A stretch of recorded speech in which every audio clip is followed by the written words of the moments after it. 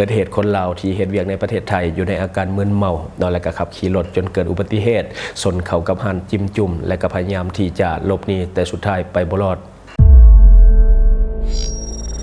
Time to share D+ ผลิตภัณฑ์ปกป้องตับจากเครื่องดื่มแอลกอฮอล์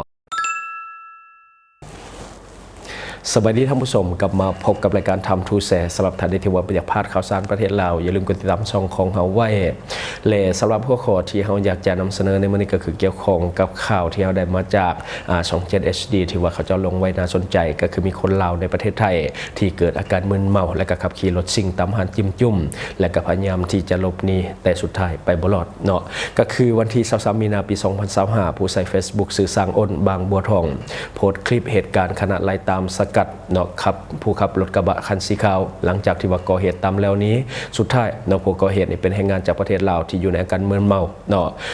ที่ว่าพากันช่วยจับอยู่อย่างสลมุนและการยอมลงจากรถเนาะสำหรับผู้ก่อเหตุก็คือยอมลงจากรถและก็มานบขอโทษกับเหตุการณ์ที่ว่ามันเกิดขึ้นหลังจากที่ว่าตนเองพยายามที่จะหลบหนีเนาะทีมข่าวช่อง 7 HD ได้สอบถามไปยังเฒ่าอ้นผู้ที่ว่าอยู่ในเหตุการณ์อายุ49 ปีเป็นพลเมืองดีได้เล่าว่าเนาะช่วงหัวค่ำของวันที่21มีนาคมปี2025ที่ผ่านมาตนเองได้ยินเสียงดังจากหน้าห้านจึงเฝ้าออกไปเบิ่งปรากฏเห็นรถกระบะคันสีขาวได้พุ่งต่ำกับรถกระบะของเจ้าของห้านจิ้มจุ่มจนพังเสียหายเนาะหลังจากนั้นเฒ่าอ้นได้พยายามห้องให้คนขับรถที่อยู่ในอาการมึนเมาเนาะให้ลงมาเคลียร์กันกับความเสียหายที่ว่ามันเกิดขึ้นเนาะแต่ว่าผู้ที่ว่าขับรถที่ว่าเป็นคนลาวเนาะได้พยายามถอยรถออกไปแล้วก็พยายามที่จะหลบหนีไปให้ไวและหลังจากนั้นเนาะเฒ่าอ้นจึงได้ตัดสินใจแล่นไปเอากุญแจรถจากของตนเองแล้วก็ขับตามไปพร้อมด้วยพลเมืองดีที่ว่าอยู่ใกล้เคียงกันอีก 2-3 คนเนาะซึ่งว่าผู้ก่อเหตุเนาะได้ขับหนีไปทางถนนบ้านกล้วยเนาะไซน้อยจังหวัดนนทบุรีเนาะห่างจากจุดเกิดเหตุประมาณ 3-4 กิโลเมตรหรือจากหมู่บ้านบางบัวทอง4อำเภอบางบัวทองจังหวัดนนทบุรีเนาะสุดท้ายผู้ก่อเหตุบ่สามารถขับต่อไปได้เพราะว่าหม้อน้ำของรถเนาะมันได้แตกและก็เพราะว่ามันต่ำหุนแห่งเหตุให้หม้อน้ำแตกบ่สามารถที่จะขับต่อไปได้ผู้ก่อเหตุชาวลาวจึงยอมลงจากรถและก็มานบมือเนาะขอโทษกับกลุ่มคนที่ว่าตามไปกับเหตุการณ์ที่ว่ามันได้เกิดขึ้นเนาะสำหรับข้อมูลเบื้องต้นที่ได้มาคือผู้ก่อเหตุเป็นแรงงานชาวลาวที่กำลังอยู่ในอาการมึนเมาเนาะแต่ว่ายังสามารถสื่อสารเป็นภาษาไทยรู้เรื่องเนาะแต่ว่าอยู่ในอาการมึนเมาหนักจึงได้โทรเอิ้นตำรวจสพ.บางบัวทองมานำตัวไปสอบปากคำที่โรงพักและดำเนินคดีตามกฎหมายบัดนี้ส่วนของเจ้าของรถกระบะที่ถูกตำแม่นไปเฮ็ดเวียกอยู่ต่างจังหวัดก็คือจอดรถไว้ซื่อๆเนาะตอนนี้เจ้าของรถก็รู้เรื่องแล้วและก็ฟ้าวกลับมาที่จะเอาผิดกับผู้ที่ว่าก่อเหตุต่อไปทั้งนี้ความผิดตามกฎหมายเนาะสำหรับผู้ใดที่ว่ามึนเมาแล้วขับขี่รถจนเกิดอุบัติเหตุมีโทษจำคุกตั้งแต่1 ปี 5 ปีปรับไม้ตั้งแต่ 20,000 บาท 100,000 บาทและให้สั่งพักเนาะสั่งพักใบอนุญาตขับขี่บ่ต่ำกว่า1 ปีหรือว่าถึงยกเลิกไปเลยก็มีเนาะอันก็คือกฎหมายในประเทศไทยก็คือเหตุการณ์ที่เกิดขึ้นอันนี้เขาได้ข่าวมาจากช่อง 7 HD ก็ขอบใจเนาะอันนี้ก็คือเหตุการณ์ที่คนเราไปก่อความวุ่นวายในประเทศไทยก็คือเมาแล้วครับอันนี้เป็นแบบอย่างที่บ่ดีเนาะบ่อยากให้ภัยเอาเป็นแบบอย่างเนาะก็อยากให้เบิ่งเป็นคติเตือนใจสำหรับเหตุการณ์ที่ว่ามันได้เกิดขึ้นไปแล้วเนาะสำหรับท่านใดที่ว่ามักเมาแล้วก็มักขับรถเนาะอยากให้เบิ่งเป็นกรณีตัวอย่างเนาะคือเป็นแรงงานลาวไปหากินอยู่ในประเทศไทยก็คือในเพื่อนบ้านของเฮานี่แต่ว่ามีพฤติกรรมที่บ่ดีปานใดก็คือเมาแล้วครับเนาะเป็นเหตุการณ์ที่บ่อยากให้เกิดขึ้นเพราะว่าความเสียหายมันบ่เฉพาะแต่ตนเองที่มันเกิดขึ้นเนาะนี่แหละคือไปตำรถเขาก็เสียหายแล้วก็เสียโอกาสทางธุรกิจพอมันเกิดอุบัติเหตุแบบนั้นเนาะห้านก็อาจจะดำเนินการต่อบ่ได้ช่วงนึงเนาะก็เฮ็ดให้เสียโอกาสที่จะมีรายได้คือเหตุผิดกฎหมายบ้านเขาเนาะ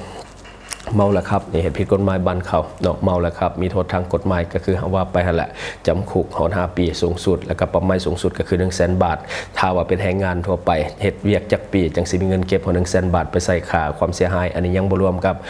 ความเสียหายที่เกิดขึ้นกับรถเขาเจ้าเนาะที่ว่าเขาจอดอยู่แล้วไปตำเนาะคือขาดความรับผิดชอบเนาะเพราะว่าตำแล้วกันนี้แทนที่จะลงมาขอโทษแล้วก็แสดงความรับผิดชอบกับเหตุการณ์ที่ว่ามันเกิดขึ้นอันนี้ตัวเองเมาแล้วขับแล้วไปตำรถเขาเนาะจนเกิดอุบัติเหตุแทนที่จะลงมาขอโทษแล้วก็แสดงความรับผิดชอบเนาะอย่างกับที่ตัวเองได้เฮ็ดไปเนาะแต่ว่ากองกันข้ามผัดถอยรถแล้วก็หนีไปอันนี้เป็นบดีประได้ละเนาะก็คือบดีประได้คือกรณีแบบนี้เนาะขอให้ตำรวจลงโทษตามกฎหมายอย่างเข้มงวดเลยเนาะเพราะว่าทางคนเราเขาเองก็บ่ได้คิดว่าอยากปกป้องอย่างเพราะว่าผิดก็คือผิดไปเลยเนาะอันนี้ก็คือให้ลงโทษตามความเหมาะสมเลยก็คือกฎหมายเป็นอะไรก็ว่าจังซั่นเลยเพราะว่าคนเราหลายคนก็บ่อยากให้เป็น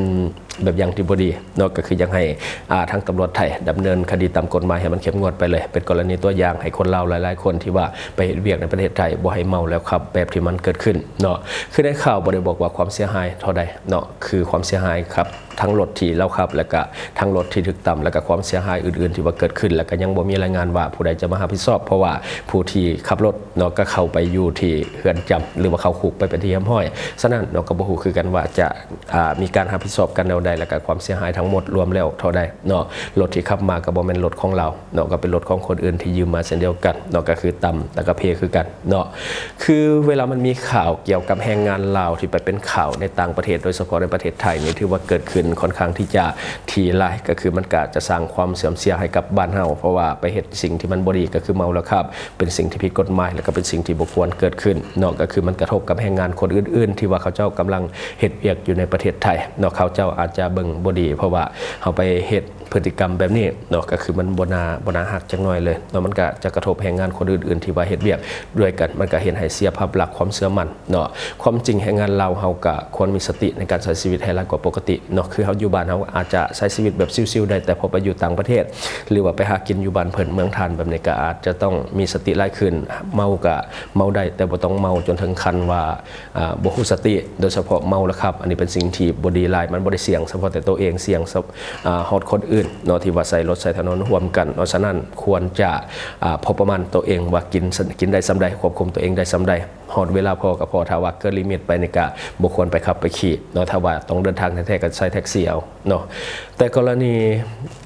ที่เกิดขึ้นก็คือความประมาทเนาะก็คือเมาแล้วครับจนเป็นเรื่องมาแบบนี้นอกจากนั้นก็ตามขอให้ทุกคนเบิ่งตัวนี้เป็นกรณีศึกษาเนาะอย่าได้ไปเรียนแบบเพราะว่าถ้าว่ามันเกิดเหตุการณ์แบบนี้ขึ้นแล้วมันเสียเวลาเสียเงินเสียโอกาสในการหาเงินและก็ญาติพี่น้องหลายคนฮู้ข่าวก็เสียใจเนาะอันนี้เป็นสิ่งที่บ่ดีหลายอันนี้ก็ขอฝากไว้สำหรับท่านใดที่ว่ากำลังเป็นแรงงานอยู่ในประเทศไทยอยากให้มีสติกับการใช้ชีวิตหลายขึ้นอันใดหลีกเลี่ยงได้ก็หลีกเลี่ยงเนาะอันใดที่หลีกเลี่ยงบ่ได้ก็จงใช้สติกับมันหลายๆเนาะแล้วก็อีกอย่างนึงขอฝากเนาะเรื่องของการไปเฮ็ดเวียกในประเทศไทยหรือว่าประเทศใดก็ตามเนาะสำหรับแรงงานข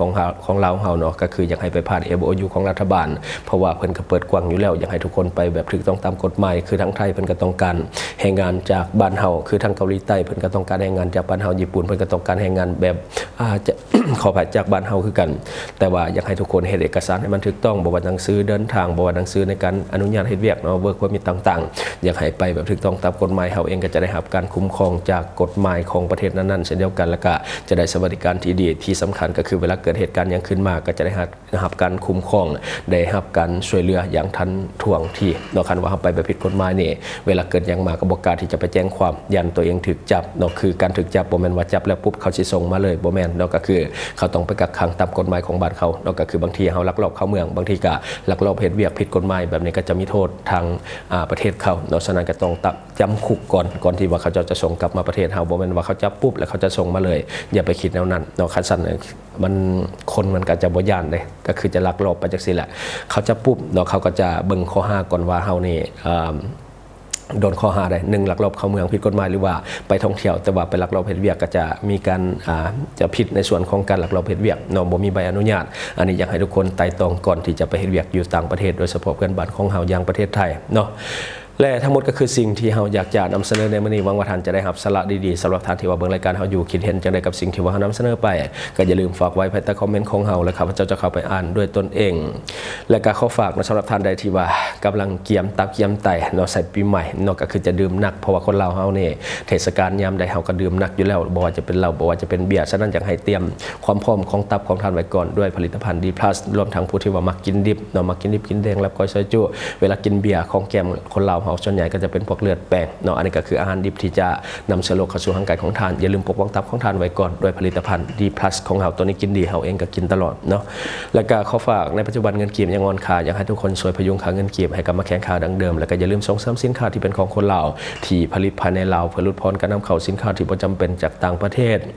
และสำหรับท่านที่ว่าเบิ่งรายการเฮาอยู่ถ้าคิดว่ารายการของเฮามีสาระหรือว่ามีประโยชน์อยากส่งเสริมอยากซัพพอร์ตอยากให้กำลังใจทีมงานของพวกเฮาก็อย่าลืมกดติดตามช่องเพราะว่าการกดติดตามช่องถือเป็นช่องทางเดียวที่จะเห็นให้ทีมงานของเฮามีรายได้และก็มีกำลังใจในการผลิตคอนเทนต์ดีๆแบบนี้ให้ท่านได้ชมเรื่อยๆอย่าลืมให้กำลังใจทีมงานของพวกเฮาด้วยการกดติดตามช่องขอขอบใจ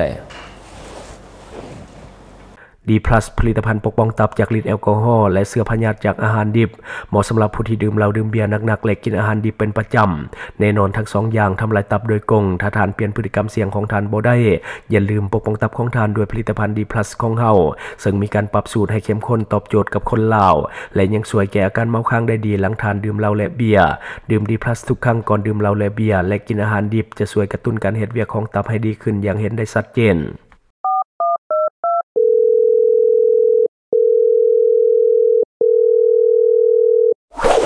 Subscribe for more video.